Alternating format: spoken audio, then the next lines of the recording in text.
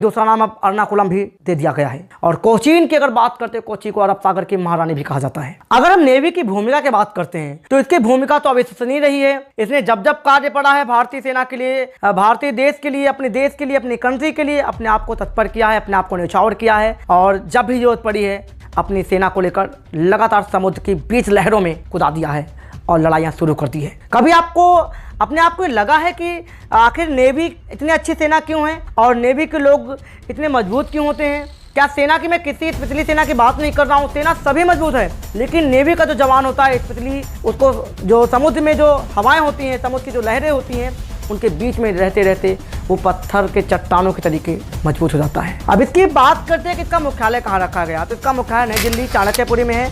और चाणक्यपुरी नई दिल्ली में ही रखा क्यों गया? क्योंकि इसके पीछे के भी रीजन थे, क्योंकि नेवी जो थी इसके पहले एयरफोर्स आर्मी, उनके भी मुख्यालय नई दिल्ली में ही रखे जा चुके थे। लेकिन नेवी का भी मुख्यालय दिल्ली क्यों रखा गया, मुंबई क्यों नहीं रखा गया? इसके पीछे के भी बहुत सारे पॉजिटिव फैक्ट थे। क्योंकि दिल्ली उस समय ईस्ट इंडिया कंपनी के लिए जो विदेशी आक्रमणकारी थे, हमारे जो विदेश के लोग आए थे, अंग्रेज लोग, उन्होंने दिल्ली को अपना एक अड्डा बना लिया था और यहीं से वो पूरे देश की गतिविधियों का जायजा ले रहे थे। इसके आदर्श वाक्य की अगर बात करें, सम नो वरुणा इसका आदर्श वाक्य है। इसके कलर की बात करते हैं तो इसका कलर है नेवी ब्लू। और नेवी ब्लू इसके नाम के अकॉर्डिंग ही उस कलर को डेडिकेट करता है, उस कलर को इंडिकेट करता है, प्रदर्शित करता है। नेवी ब्लू के साथ साथ इसमें एक और कलर मिलता है, उसको व्हाइट कलर बोलते हैं, सफेद, जो कि शांति का प्रतीक है। आखिर हो भी क्यों ना, आखिर देखा होगा कि नेवी जो होती है वो सफेद वस्त्र ही धारण करती है।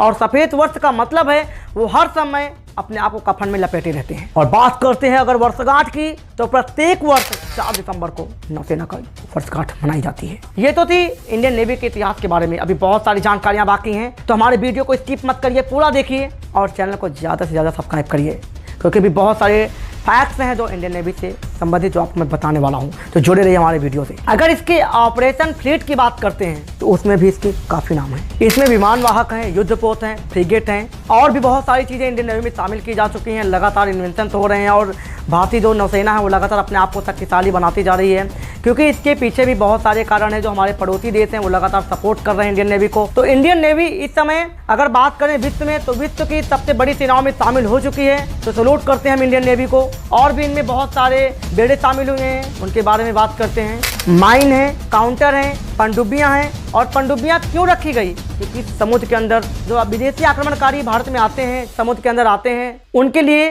पनडुब्बी का होना बहुत ही ज़रूरी है, क्योंकि पनडुब्बी के ना रहने से हमारी क्षमता कमज़ोर हो सकती है। इसलिए पनडुब्बी का गठन आजकल विश्व के सभी देशों ने ज़्यादा से ज़्यादा करना शुरू कर दिया है। अब बात करेंगे कि अभी तक इंडियन नेवी ने कहां-कहां पे युद्ध में अपनी प्रतिभा का लोहा मनवाया है।